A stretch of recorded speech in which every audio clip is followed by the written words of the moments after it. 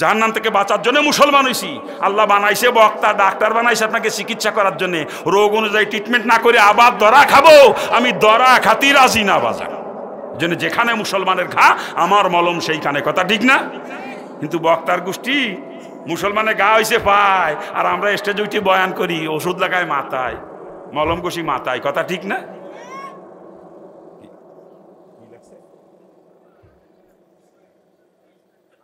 তামাক জর্দা খাওয়া কি মুবা? তামাক জর্দা খাওয়া কিতাবে লাগছে মুবা না, হারাম বললে মাসালার কিতাবকে অস্বীকার করা হবে, ফতোয়ার কিতাবকে অস্বীকার করা হবে। ফতোয়ার কিতাবে লাগছে মোবা, গুনাও হবে না, নেকিও হবে না। মোবা মানে কি? তবে যেই জিনিসে শরীরের ক্ষতি হয় ওটা বর্জন করা উত্তম, ওটা বর্জন করা উত্তম। যেটা এই শরীরের ক্ষতি হয়, এই শরীরের ক্ষতি করার এখতিয়ার আপনার নাই। শরীর দিয়েছে কে? এ দেহ দিয়েছে কে? এর ক্ষতি করার এখতিয়ার আপনাকে দেওয়া হয় নাই। যেই জিনিসে শরীরের ক্ষতি ওটা বর্জন করতে হবে, কথা ঠিক কিনা? যারা বলেন ঠিক কিনা? আর যেই নেশা মস্তিষ্কের বিকৃতি ঘটায় ওই নেশা হলো ইসলামে হারাম, ওই নেশা হারাম। যে নেশা মস্তিষ্কে, ওই যে কলাম না, মদ খাইয়ে এসে মারে বউকে জড়াই ধরে, ওই যে গাঁজা খাইয়ে এক জায়গায় হাত পড়ে থাকে, ওই বাবা খাইয়ে হুশ থাকে না, যেগুলো সেন্সলেস হয়ে যায় মানুষ, ওইগুলো হারাম। মানুষের স্বাভাবিক সেন্স থাকে না যেগুলো, যেই নেশার মাধ্যমে, ওই নেশা হলো হারাম। আমি পান খাইনে, জর্দা খাইনে, জন্য ওইটার পক্ষে কষি তা মনে করেন না। হ্যাঁ, বিড়ি এককালে খাতাম, জম্মের খাওয়া এখন খাইনে। জম্মের খাওয়া খাতাম হিন্দু থাকতি, প্রতিদিন মিনিমাম 40টা সিগারেট লাগতো প্রতিদিন, 2 প্যাকেটের নিচে দিন যাইতো না, মিনিমাম 40টা। এই হিন্দু থাকতেই তো অবাক করছে, হিন্দু থাকতেই তো অবাক করছে, হিন্দু থাকতেই তো অবাক করছে। ওটার পক্ষে করছি তা মনে করেন না। কিতাবের সঠিক মাসালা যেটা সেটা বলতেছি। অনেকে কয় হারাম, না বাজান, কিতাবে তা লেখে নাই। কিতাবে লাগছে মোবা। কি লাগছে? মোবা। তামাকজাত দ্রব্য খাওয়া মোবা, এটা কিতাবে লাগছে। যাক, আলহামদুলিল্লাহ, সময় নষ্ট করা যাবে না। কোথায় রাখছিলাম কথা? কোথায় রাখছিলাম কথা? হ্যাঁ, আলোচনা করতেছিলাম ছেলে মেয়ে কথা না শোনার পিছনে কারণ, কথা ঠিক কিনা? যেটা বলেন ঠিক কিনা?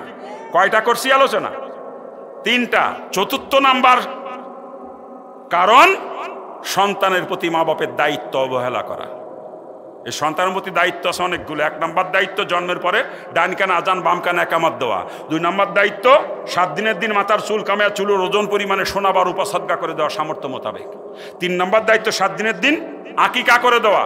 4 নাম্বার দায়িত্ব ওই 7 দিনের দিন নাম রাখা, সুন্দর একটা নাম নেই, যেই নামটা শুনে বোঝা যায় এটা একটা মুসলমানের সন্তান। পোলা কোনটা কোন জায়গা পড়ে রয়েছে, কোনটা গাঞ্জা খাইয়ে কোন জায়গা পড়ে রয়েছে, কোনটা বাবা খাইয়ে কোন জায়গা পড়ে রয়েছে, কোনটা মদ খাইয়ে এসে মারে জড়ায় ধরে বউ কইয়ে। কি কথা ঠিক না?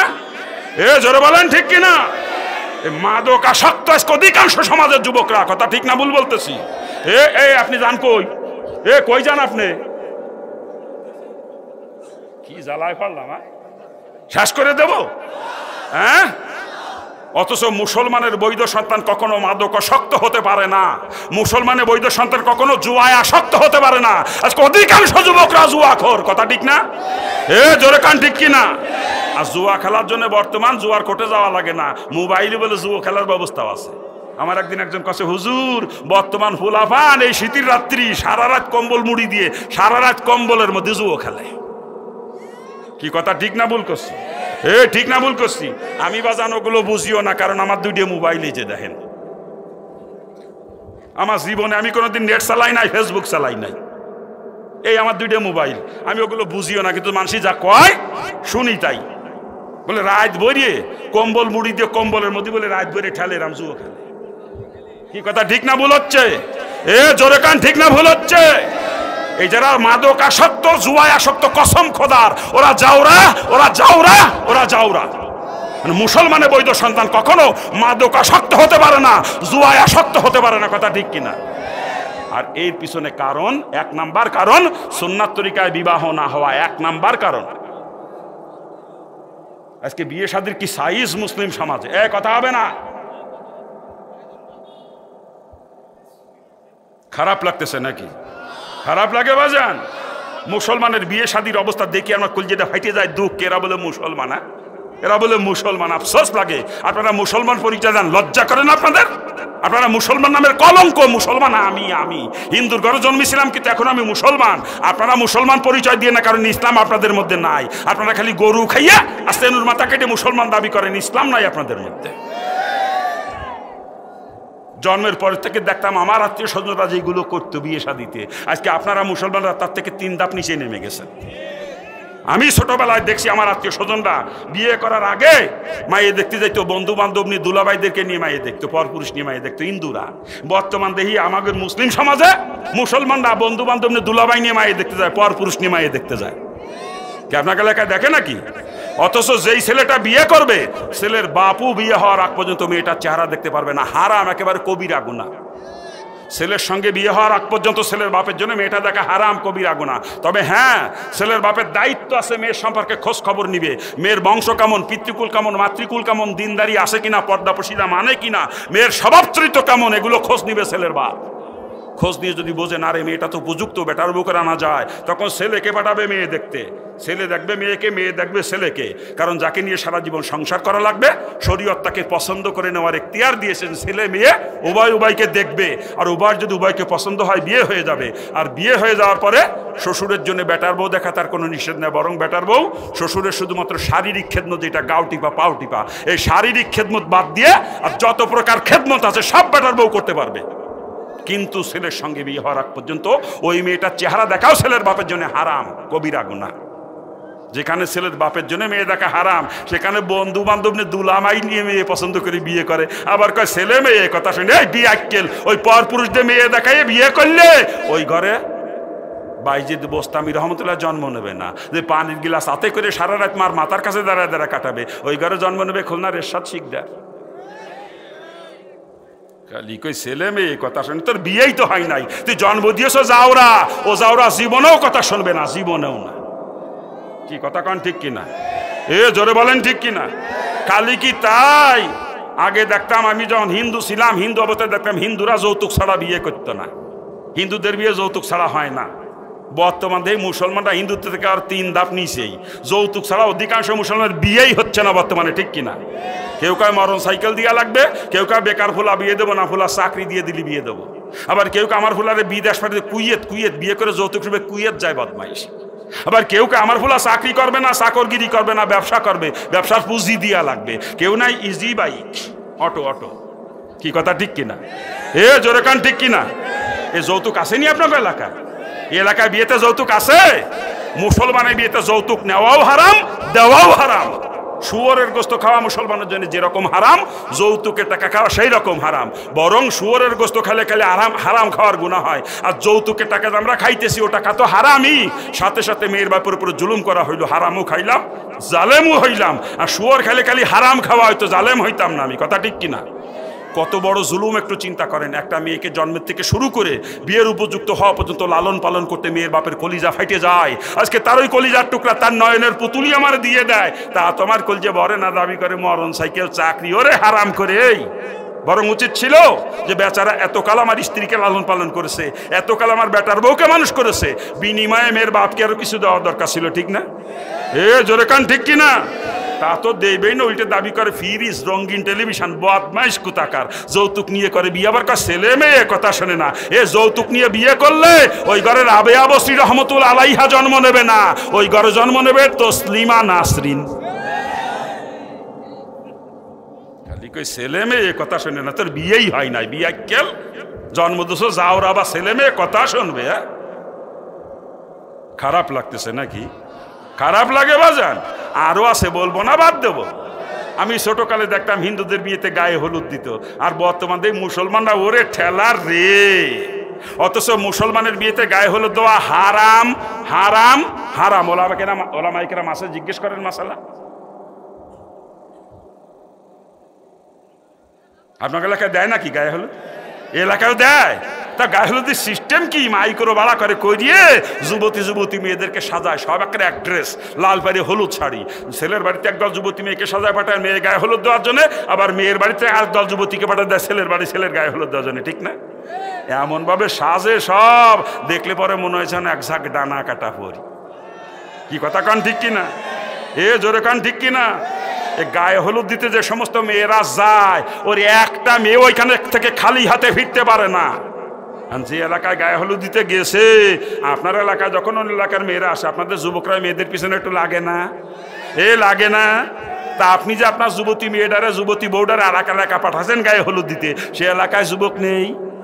সে এলাকায় যুবক নেই? তা আপনার স্ত্রী, আপনার মেয়ে ওই জায়গাতে ভালোভাবে ফিরে আইছেন, এ চিন্তা করেন কি করে আপনি?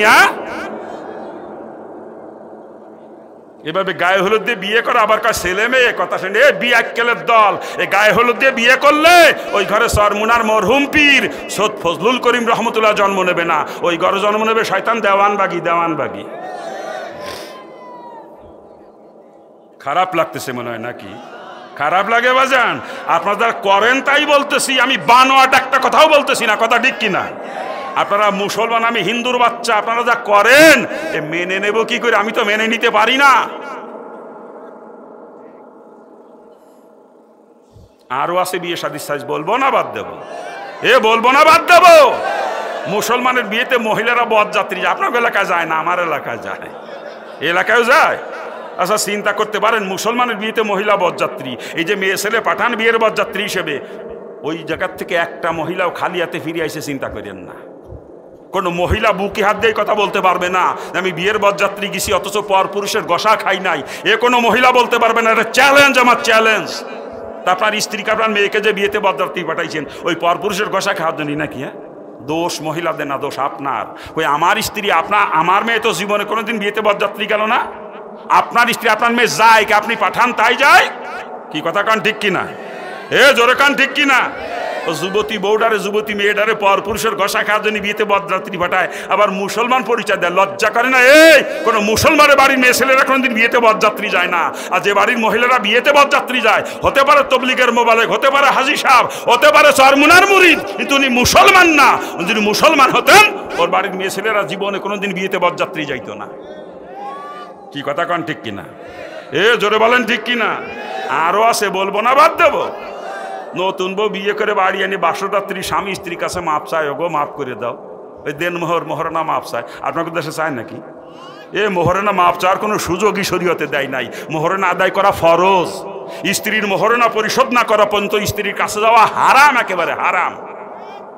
এজন্য মোহরানা তবে ছেলের সামর্থ্য অনুযায়ী যাতে পরিশোধ করে দিতে পারে। কিন্তু আমাদের সমাজে মোহরানা দ্বারা মেয়েরা চিন্তা করে ধরে দাও 10 লাখ, যাতে মা এর তালাক দিতে না পারে। তালাক দিলে কোর্টে যে কেস করবো 10 লাখ আদায় করে ছাড়বো। আর ছেলেরা চিন্তা করে যাদু তুই যে দরুক দিয়ে আমরা তো বউ তালাক দেবো না। তার মানে মুসলমান দাঁড়ানো গেছে তালাক দিলেই মোহরানা দেয়। বিয়ে কেলে তালাক দিলে মোহরানা দিতে হয় না, বিয়ে করে আগে স্ত্রীর মোহরানা পরিশোধ করতে হয়, এরপর স্ত্রীর কাছে যাইতে হয়। যেন মোহরানা তবে ছেলের সামর্থ্য অনুযায়ী। হ্যাঁ, যদি কেউ 10 লাখ দেওয়ার ক্ষমতা রাখে ধরেন 10 লাখ, আপত্তি নাই। কিন্তু আমি দিতে পারবো 10,000, আপনি ধরে থবেন 2 লাখও চলবে না। কথা ঠিক কিনা? জোরে বলেন ঠিক কিনা? সারা জীবন স্ত্রীর মোহরানা পরিশোধ করলাম না, সন্তান একটার পর জন্ম দিয়েই চলিছে, আবার কই ছেলে মেয়ে কথা রে বিয়ে কেলে মোহরানা পরিশোধ না করে যে সন্তান জন্ম দিয়েছেন ও কথা শুনবে, চিন্তা করেন কি করে? ও জন্মই তো অবৈধ। আরো আছে, বলবো না বাদ দেবো? নতুন বউ বিয়ে করে বাড়ি এনে আমার এলাকা বর্তমানে হাল খাতা করা দেশে, ওরা নাম দেশে বউ বাতা, আমি ওটার নাম দিচ্ছি হাল খাতা। কি কন? আপনার এলাকা হয় নাকি? এলাকায় হয়। হ্যাঁ, আপনি ছেলে বিয়ে করাইছেন, ঘরে নতুন বউ আইছে, তা আপনি খুশি। আর এই খুশিতে প্রতিবেশীদেরকে বা আত্মীয় স্বজনকে দাওয়াত করে খাওয়ানো সুন্নাত, যেটাকে বলা হয় অলিমা। কি বলে? অলিমা। অলিমা করা কি সুন্নাত, কিন্তু কারো কাছ থেকে কোনো বিনিময় নেওয়া হারাম। যদি কেউ কিছু নিয়ে আসে পরিষ্কার বলতে হবে, ভাইজান আমি অলিমা করছি, আমি ব্যবসা করতে বসি নাই, হাল খাতা খুলি নাই, আপনি না জেনে আনছেন, ফেরত নিয়ে যাইতে আমি রাখতে পারবো না, রাখলে আমার পোলার বিয়ে নষ্ট হয়ে যাবে। কি কথা ঠিক কিনা? ফেরত দিয়া তো দূরের কথা, ব্যবসা করার জন্যই তো অনুষ্ঠান পাতাইছে নাকি গান? নিজের কাছে টাকা নাই, বেড়াকে তেলন তুলে অনুষ্ঠান করে, গিরামিন ব্যাকে তেলন তোলে। কথা ঠিক না? এলাকায় হিন্দু থাকলে হিন্দুর কাছে সুইদে ঠাইনে অনুষ্ঠান করে। আমার এলাকায় আমি দেখছি হিন্দুর কাছে সুইদে ঠাইনে অনুষ্ঠান করতেছে। আর অনুষ্ঠান দাওয়াত দেয় কাগেরে জানেন? আগে দাওয়াত দিবে না আমাকে ডাক্তার সাহেবরে। ডাক্তার সাহেবের সাথে রক্তের কোনো সম্পর্ক নাই, আত্মীয়তার কোনো বন্ধন নাই, কিন্তু আগে দাওয়াত দিবে না কার্ড দিয়ে, মোটা অঙ্কের পাওয়া যাবে না, বোঝেন না? কি কথা কান ঠিক কিনা? কিন্তু বাড়ির পাশে গরিব মানুষ, আত্মীয় স্বজন গরিব আছে, তাদের একটু মুখ দিয়েও কয় না। কথা ঠিক কিনা? নাকি ভুল বলতেছি? আরে ভিকারির গোষ্ঠী তো লজ্জা করে না? ভিকারি, ওগুলো টাইটেল দিছি ডিজিটাল ভিকারি। ডিজিটাল ভিকারি, এমনি তো ভিকারিরা। মানুষের বাড়ি বাড়ি যে ভিক্ষে চায়, বাজারে দোকানে দোকানে ভিক্ষে চায়। আর ডিজিটাল ভিকারির গোষ্ঠী কৌশলে মানুষের নিজের বাড়ি দাওয়াত করে এনে দুটে খাওয়ার কথা কইয়ে দাওয়াত করে এনে দুটে খাওয়াই ঠিকই, খাওয়ানোর পরে ওকে সামনে থাল পাতে আমার থালের মধ্যে কি রাখি দিবা দাও। কি কথা ঠিক কিনা? এই তো লজ্জা করে না ভিকারি? এই তুই মানুষের খাওয়ার কথা কয়ে দাওয়াত করে এনে দুটে খাওয়ায়, তাকে সামনে থাল পাতো ভিকারির মতো, তো লজ্জা তো থাকা উচিত। কালকে তা কাজ করিস ভিকারির গোষ্ঠী, ডিজিটাল ভিকারিরা, কালকে তোরা এই হরিণাকুণ্ডু চৌরাস্তায় বসবি, না হাসপাতালের গেটে বসবি থাল এক কান নিয়ে, আমার সামনে বলি আমিও তো থালের মধ্যে দেবো কিছু। ভিকারি বদমাইশ, মানুষের দাওয়াত করে নিজের বাড়ি আইনে খাইয়া মানুষের সামনে থাল পাতে ভিকারির মতো, লজ্জা নাই? এই আর এইভাবে যে অনুষ্ঠান হয়, ওই অনুষ্ঠানে দাওয়াত খাওয়া হারাম, শুয়োরের গোশত খাওয়া সমতুল্য। যারা ওই সমস্ত অনুষ্ঠানে দাওয়াত খাইছেন এই মুহূর্তে তওবা করেন, তওবা করলে আল্লাহ মাফ করে দেবে। তওবা করেন এই মুহূর্তে। ওই শুয়োর জীবনে আর খাতি যাবেন না কোনোদিন, ওই শুয়োর আর জীবনে খাবেন না কোনোদিন। কি ডাক্তার সাহেব দাওয়াত করে না কিরকম? হ্যাঁ, যাকে টাকা পয়সা বেশি আছে নেতাকে দাওয়াত করে, চেয়ারম্যানরে দাওয়াত করে, মেম্বারে দাওয়াত করে, কথা ঠিক না? ডাক্তার সাহেবরে দাওয়াত দিবে না, মোটা অঙ্কের পাওয়া যাবে না, জুতো দিয়ে ফিটিতে পারতাম তৈরি বদমাইশের গোষ্ঠীরা। আবার কয় ছেলে মেয়ে কথা শুনে না, বিয়ে আক্কেল কুতাকার এভাবে হালকাতা করে বিয়ে করছো, আর ছেলে মেয়ে কথা শুনবে, পাইছোটা কোন জায়গা? আরো আছে, বলবো না বাদ দেবো? বলবো না বাদ দেবো? আমি ছোটকালে দেখতাম হিন্দুদের বিয়েতে মাইক ভাড়া করে আনতো, নাই বক্স নিয়ে আসতো ভাড়া করে, বক্স আইনে গান বাজনা হয়তো হিন্দুদের বাড়ি বিয়ে বাড়ি, হিন্দুদের বিয়ে বাড়ি। আর বর্তমান এই মুসলমানের বাড়ি ডেক সেট নিয়ে আসে, ডেক সেট, ওরে ধুমধারাক্কা চলে রে, নাকি কা ডেক সেট ভাড়া করে আইনে চালাই কি জানেন? ডিজে। ডিজে বিয়ে বাড়ির বক্সের গুতোই ওই এলাকার মাটি থরথর করে কাঁপতে থাকে, কথা ঠিক কিনা? জোরে বলেন ঠিক কিনা? এলাকার মানুষ রাত্রে ঘুমাইতে পারে না বক্সের গুতোই, কথা ঠিক না? ওই এলাকার মুসল্লিরা ঠিক মতো নামাজও পড়তে পারে না, কথা ঠিক কিনা? জোরে বলেন ঠিক কিনা? আচ্ছা বলেন তো, যেই বিয়েতে এরকম গান বাজনা হয়, বক্স বাজে, ওই বিয়ে আল্লাহ কোনোদিন কবুল করে? ওই বিয়ে আল্লাহ কোনোদিন কবুল করে? তো ওই ঘরে ছেলে মেয়ে যে কটা জন্ম নেবে সব কটা যাওয়ার হবে, সব কটা মনে রেখে দিয়ে। খারাপ লাগতেছে নাকি? এভাবেই চলবে মুসলিম সমাজ, না পরিবর্তন আনা দরকার? এভাবেই চলবে না পরিবর্তন আনা দরকার? আজকের ময়দানে যারা গার্জিয়ান আছেন, গার্জিয়ানদের পা ধরিছি, গার্জিয়ানদের পা ধরিছি। কোন গার্জিয়ান ছেলে মেয়ের বিয়ে সুন্নাত তরিকার খেলাপাত দিয়েন না, যারো সন্তানের জন্ম সমাজ আর আপনারা দিয়েন না। আজকের মুসলিম সমাজ এই যারো সন্তানে বোঝা বইতে বইতে এত ক্লান্ত আজকের মুসলিম সমাজ, পাও ধরিছি। ছেলে মেয়ের বিয়ে সুন্নাত তরিকার খেলা পার্কেও দিয়েন না। আর যারা আজকের ময়দানে যুবক আসো, যে সমস্ত যুবকরা আজকে মাহফিলের আয়োজন করছো, যুবকরা যারা এখনো বিয়ে শাদী করো নাই, সামনে করবা, তোমার পাও ধরিছি, তুমি অঙ্গীকার করো আমি একজন মুসলমান, আমি সুন্নাত তরিকার খেলা বিয়ে করব না, যারো সন্তানের জন্মদাতা আমি হব না। কি যুবকরা যারা বিয়ে শাদী করো নাই, অঙ্গীকার করা যায় না? কি অঙ্গীকার করা যায় না? আমি একজন মুসলমান, আমি সুন্নাত তরিকার খেলাফ বিয়ে করব না, যারো সন্তানের জন্ম আমি দেব না। কারা কারা অঙ্গীকার করতে পারো? কোন কোন যুবক হাত তোলো। এখনো বিয়ে শাদী করো নাই, সামনে করবা, কোন কোন যুবক? সুন্নাত তরিকার খেলাফ আমি বিয়ে করব না, যারো সন্তানের জন্ম দেব না, কথা ঠিক কিনা? জোরে বলেন ঠিক কিনা? আল্লাহ পাক এলাকার যুব সমাজকে কবুল করুক, জোরে বলেন আমিন। আরে জোরে কান্না আমিন। খারাপ লাগতেছে আপনাদের নাকি? মা বাপের খেদমতের ওয়াজ কি করব? ও খেদমতের ওয়াজ বাইটিয়ে তাবিজ বানার গলায় ঝুলো দিলেও কোনো লাভ হবে না। আমি হুজুরে বাইটিয়ে ওষুধ বানায় খাওয়াই দেবেন, ও জীবনে মা বাপের খেদমত করবে না, কারণ ওর জন্ম অবৈধ, কথা ঠিক কিনা? বৈধ সন্তান কখনো মা বাপের সঙ্গে নাফরমানি করে না, আর যেটা অবৈধ সন্তান সে কখনো মা বাপের খেদমত করে না, কথা ঠিক না? জোরে বলেন ঠিক কিনা? ছেলে মেয়ে কথা না শোনার পিছনে কারণ হলো চারটা। কয়টা কারণ? কয়টা? 1 নাম্বার কারণ সুন্নাত তরিকায় মা বাপের বিবাহ না হওয়া। 2 নাম্বার কারণ হারাম খেয়ে সন্তান জন্ম দেওয়া। আজকে অধিকাংশ মুসলমানের রুজি হারাম, কি কথা ঠিক কিনা? ব্যবসা করে উল্টো পাল্টা করে হারাম কামাই করে হারাম খাইতেছে। চাকরি করতে যে ডিউটিতে ফাঁকি দিয়ে বেতন খায়, দায়িত্ব বহালা করে বেতন খায়, শুয়োর খায়, পায়খানা খায়, টেবিলের তলে কামাই করে খায় পায়খানা, কথা ঠিক না? জোরে বলেন ঠিক কিনা? খালি কি তাই? খালি কি তাই?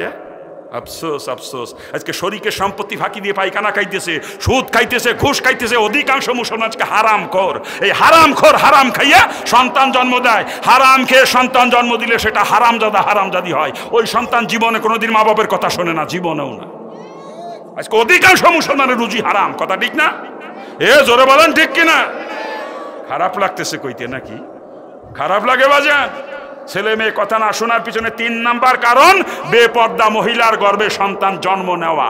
বেপর্দা মহিলার গর্ভে কোনোদিনও নেক সন্তানের জন্ম হবে না, কোনোদিনও না। আজকে আমাদের সমাজের অধিকাংশ নারীরা বেপর্দা, কথা ঠিক না? আরে যদিও বোরকা পরে বাইরে যায়, যদিও বোরকা পরে যায় বাইরে, কিন্তু বাড়ির মধ্যে তো সদরঘাট, কথা ঠিক না? আমি মাওলানা সাহেব, আমার বাড়ির মধ্যে সদরঘাট। আমার স্ত্রী আমার ছোট ভাইয়ের সাথে এক জায়গায় বসে ভাত খায়, কত সুন্দর মিষ্টি মিষ্টি গপ্প করে দেওয়ার বাবিতি নাকি কা। আমি কিন্তু মাওলানা আবার, হ্যাঁ, আল্লাহ আমারে মাফ করুক, আল্লাহ মাফ করুক। আমি হাজি সাহেব, আমার যুবতী মেয়ে কলেজে পড়ে বেপর্দায়, কথা ঠিক না? এ জোরে কান ঠিক কিনা? আজকে অধিকাংশ মুসলমানের স্ত্রীরা বেপর্দা, যার কারণে মুসলমানের ঘরে অবৈধ সন্তানের জন্ম হচ্ছে, বদমাইশের জন্ম নিচ্ছে মুসলমানের ঘরে, যার কারণে। মানে বেপর্দা মহিলার গর্ভে কখনো নেক সন্তান জন্ম হয় না। আর এগুলো তো আসলে টার্গেট ইহুদি খ্রিস্টানদের, আমরা তো বুঝি না। ইহুদি খ্রিস্টানদের টার্গেটই এইগুলা, ইহুদি খ্রিস্টানদের টার্গেটই এগুলা। আগে কোনোদিন শুনি নাই এত সিজারের কথা। শুনছেন আপনারা ছোটকালে? শুনছেন? আমার 4টা ছেলে মেয়ে, 4টাই নর্মাল ডেলিভারি আপনাদের দোয়ায়। 4টা ছেলে মেয়ে, 4টাই নর্মাল ডেলিভারি আমার, ওই সিজার করা লাগে নাই। আর আজকে ডাক্তারের কাছে নিয়ে গেলেই ডাক্তারের কিছু সিজার করতে, তাড়াতাড়ি সিজার করতে হবে, তাড়াতাড়ি সিজার করতে হবে। একটু সিস্টাও করেন, নর্মালে ডেলিভারি করার সিস্টাও করে না। আগে সিজারের জন্যই ব্যস্ত হয়ে, সিজার হলে টাকা কামাইবে না, মোটা মোটা বোঝেন না, হইলে আর এক শুয়োর খোর। কি কথা কান ঠিক কিনা? আর টেস্টমেট যে কত প্রকার দেয়, মাথা ব্যথা হলে 14 প্রকারের টেস্ট দেয়। টেস্ট করতে করতে 33,000 টাকা খালি টেস্টের বিল দিতে দিতে। মানে টেস্টের যে বিল, ডাক্তার পায় 60%, আর ওই ল্যাবের মালিক পায় 40%। কি ডাক্তার সাহেব ভুল করছি নাকি? হ্যাঁ না, সব ডাক্তার কিন্তু এক না, সব ডাক্তার এক না। বহুত ডাক্তার আছে যারা ভালো, কিন্তু বর্তমান আমাদের বাংলাদেশের অধিকাংশ ডাক্তার হচ্ছে কসাই, কথা ঠিক কিনা? এ জোরে বলেন ঠিক কিনা? অধিকাংশ ডাক্তারের রুজি হলো হারাম, শুয়োর পায়খানা। 14টা 15টা টেস্ট দেয়। আরে 3টে প্যারাসিটামল দিলি মাথা ব্যথা সারিয়ে যায়। আর 14-15 টেস্ট দিয়ে ওই টেস্ট যে জায়গা দেয়, সেই জায়গাতে 60% কমিশন পায়। খারাপ লাগতেছে আপনাদের নাকি? কি আলোচনা করবো আজকে? মুসলমান হারাম হালালের বাস বিচারি নাই, অথচ হারামখোর কখনো জান্নাতে যাবে না। হারামখোর জান্নাতে গেলে রসুল মিথ্যেবাদী হয়ে যাবে, রসুলের হাদিস মিথ্যা হয়ে যাবে। আর কসম খোদার, কসম খোদার, কসম খোদার, আমার রসুল কখনো মিথ্যাবাদী হবে না, রসুলের কোনো হাদিস কখনো মিথ্যা হবে না, কথা ঠিক কিনা? এ জোরে বলেন ঠিক কিনা? আর রসুলের পরিষ্কার হাদিস, হারাম মালের দ্বারা যে রক্ত আর গোশত শরীরে তৈরি হয়, ওই রক্ত আর গোশত জাহান্নামের খোরাক। রসুল বলেন হারামখোর কখনো জান্নাতে যাবে না। কি কথা ঠিক কিনা? এ জোরে বলেন ঠিক কিনা? রাগ করতেছেন আমার উপরে? রাগ করেন না, পাও ধরিছি, পাও ধরিছি, রুজিটা হালাল করেন। যদি জান্নাতে যাইতে মন চায়, রুজিটা হালাল করেন, হালাল কামাই করেন, হালাল খান, ইবাদত বন্দেগী কবুল হবে। অল্প ইবাদতে বেহেশতে চলে যাবেন, অল্প ইবাদতে। আর হারাম খাইয়ে নামাজ পড়ে কপাল কালো বানায় কোনো লাভ নাই। বদমাইশ, ঘুষখোর বদমাইশ তাহাজ্জুদ মারে। এই বিআইকেল, তোর ব্যবসা উল্টো পাল্টা ওজনে কম বেশি করে বেচা কিনা করো, মিথ্যে কথা বলে মাল বিক্রি করো, এই মালের মধ্যে ভেজাল ঢুকায় বেচা কিনা করে ব্যবসা করো, তোর রুজি হলো হারাম, তুই তাহাজ্জুদ মারো। বিয়াকেল কোন সোর কয় তোরে নামাজ পড়তে? ইবাদত কবুল 1 নাম্বার তো হালাল রুজি খাওয়া। হারাম খোরের কোন ইবাদত আমার আল্লাহ কবুল করে না, কথা ঠিক কিনা? এ জোরে বলেন ঠিক কিনা? রাগ করেন না, পাও ধরিছি, জাহান্নাম থেকে বাঁচানোর জন্য বলতেছি। আপনি আমার দুশমন না, আপনি আমার দুশমন না যে আপনার বিরোধিতা করে আপনারা জাহান্নামে পাঠানোর জন্য বলতেছি না বাজান। আমি আগেই বলছি, এলাকার কারোর সঙ্গে শত্রুতা নেই, কারোর সঙ্গে আত্মীয়তাও নেই। কি কথা ঠিক কিনা? কেন বলতেছি বিবেক দিয়ে চিন্তা করেন। আমি একজন হিন্দুর বাচ্চা আর আপনি মুসলমানের সন্তান, আপনি জাহান্নামে চলে যাবেন, এটা আমি কিয়ামতের দিন সহ্য করতে পারবো না। আপনি আমার ভাই, আপনাকে জাহান্নাম থেকে বাঁচানোর জন্য বলতেছি। খারাপ লাগতেছে নাকি? খারাপ লাগে বাজান? আর খারাপ লাগলে কিছু করার নেই। ভালো লাগা ওয়াজ আমার জীবনে করিনি, কোনোদিন করবও না, নিয়ত করেছি মরার আগের দিন পর্যন্ত মুসলমানের কাজে লাগা ওয়াজ করবো। কি কথা কান ঠিক কিনা?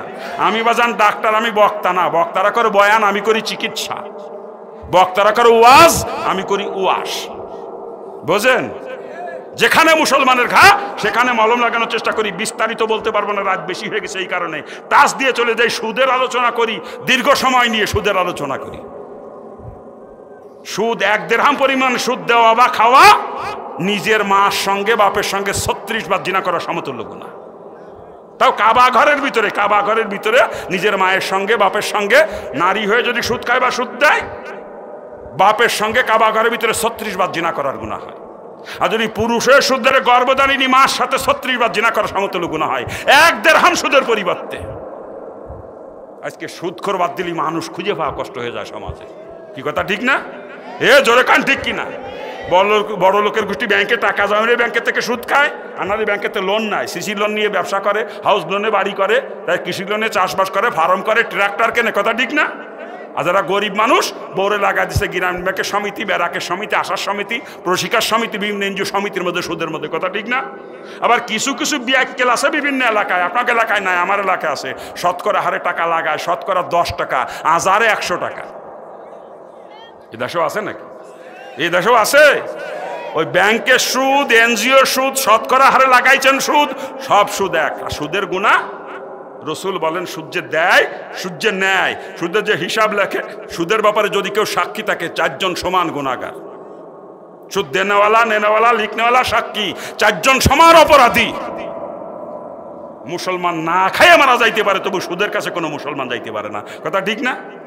বিয়াক্কেল তবলিগি সিল্লা মারে, বছরে সিল্লা মারে, আবার ওর বউ সমিতি করে, ওরা জুতোতে ভিটেতে পারেন না দরিয়া বন্ডামি জাগা হও না নাকি? তোর বউ সমিতি করে, ওই সুদে টাকা খাইয়ে, শুয়োর খাইয়ে তুই সিল্লা মারো। বিয়াক্কেল কুতাকার মুড়ি দিয়েছে চরমুনায়, নামাজ পড়ে 9 ওয়াক্ত, কয় ওয়াক্ত? ইশরাক, তাওয়াবিন, তাহাজ্জুদ কোনোটা বাদ দেনা করে 9 ওয়াক্ত পড়ে নামাজ। আর চরমুনায় যাইয়ে পিসাবের বয়ান শুনিয়ে একেবারে চিক্কুর মাতি দৌড় মারে, চিক্কুর মাতি। অথচ বউ সমিতি করে। কি কথা কান ঠিক কিনা? কথা কান ঠিক কিনা? এই বন্ড, তুই শয়তানি জাগা হও না বন্ড কুতাকার, বন্ডামি বাদ দে। তোর বউ সমিতি করে, তুই সুদে টাকা খাও, হারাম খাও, আর চিক্কুরি মারে। হারাম করে কখনো হালত আসতে পারে না। হ্যাঁ, প্রকৃত আল্লাহর ওলি যারা, তাদের হালত আসে, এটা ঠিক, কিন্তু হারাম খরচে তার রুজি হারাম। ওই বদমাইশ যে চিক্কুরি মারে, ও ভণ্ড, ওরা জুতোতে সাইজ করবেন। ওই বদমাইশে জুতোতে সাইজ করবেন। শুয়োর খাই, সুদ খাইয়ে চিক্কুরি মারে সরমুনায়, যে বিয়াক্কেল, তুই শয়তানের মুরিদ, তুই সরমুনার মুরিদ না। তোর বউ সমিতি করে। মুসলমান না খায় মারা যাইতে পারে, তার স্ত্রীকে কোনো সমিতি করতে দিতে পারে না। কথা ঠিক কিনা? জোরে বলেন ঠিক কিনা?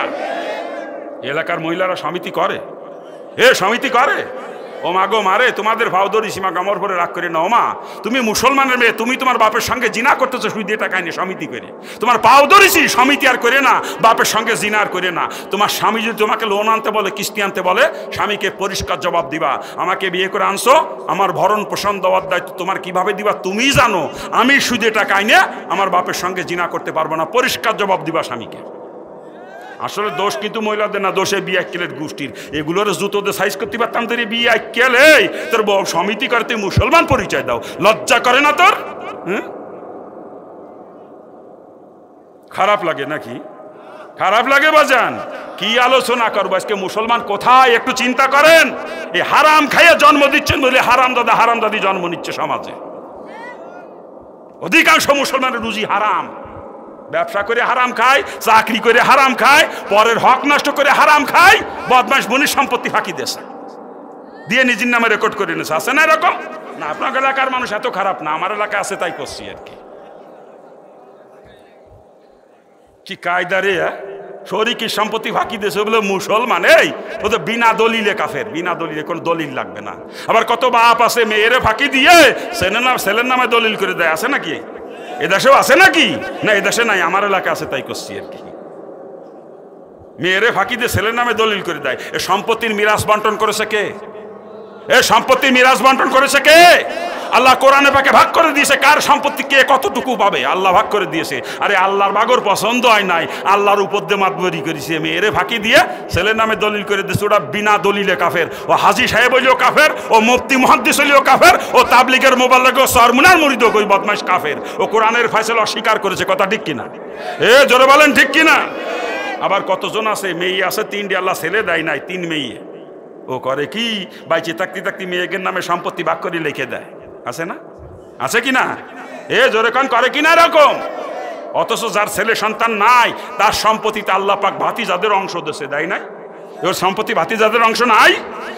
মরার পরে যাতে বাতি যারা ধরতে না পারে, এজন্যই বুদ্ধিমানি করিয়ে মেয়েদের নামে ভাগ করে লেহে দেশে বদমাইশ। কত বড় কাট্টা বদমাইশ চিন্তা করেন, ওগুলো ডবল কাফের, ওইটা ডবল কাফের ওই বদমাইশ। কোরআনের ফয়সালা অস্বীকার করে বাতি যারে ফাঁকি দেওয়ার জন্য বাইচে থাকতে মেয়ের নামে দলিল করে দেয় মেয়েদের নামে। আল্লাহ মাফ করুক, আল্লাহ না করুক। এই যে মেয়েকে ফাঁকি দিয়ে ছেলের নামে দলিল করে দেশে, বাতি যাদেরকে ফাঁকি দেওয়ার জন্য মেয়ের নামে দলিল করে দেশে, আল্লাহ না করুক এই অবস্থা যদি মারা যায় তওবা না করি, কাফের হালতে তার মৃত্যু হবে, কাফের হালতে। আর এটা তওবা কিন্তু আস্তাগফিরুল্লাহ বললে হবে না, এটা তওবা যার হক নষ্ট করেছেন ওর হক আদায় করে দিতে হবে, ওর কাছে মাফ চাইতে হবে, এটাই হক, এটাই হক কলিবাদের তওবা। কথা ঠিক কিনা? ওই যে মেয়েকে ফাঁকি দিয়ে ছেলের নামে দলিল করে দিয়েছেন, ওই ছেলের পা ধরে ছেলের কাছ থেকে মেয়ের অংশ ফিরিয়ে নিয়ে মেয়েরটা মেয়েরে বুঝিয়ে দিয়ে যদি তওবা করে মরতে পারেন, ঈমান নিয়ে মরার আশা আপনার আছে। আর না জীবনে 36 বার হজ করেছেন, 36 বার আপনি কাফের অবস্থায় মরবেন। এই যে কোরআনে ফয়সালা স্বীকার করে মেয়েকে ফাঁকি দিয়ে ছেলের নামে লিখে দিয়েছেন, বাতিজারে ফাঁকি দিয়ে নিজের মেয়ের নামে দলিল করে দিয়েছেন, আপনি কাফের অবস্থায় মৃত্যুবরণ করবেন। আর যদি জানা মতে এরকম কেউ মৃত্যুবরণ করে কাফের অবস্থায়, তওবা না করে ওর জানাজায় শরীক হওয়া কোনো মুসলমানের জন্য জায়েজ নাই, ওর জানাজায় যাওয়া হারাম।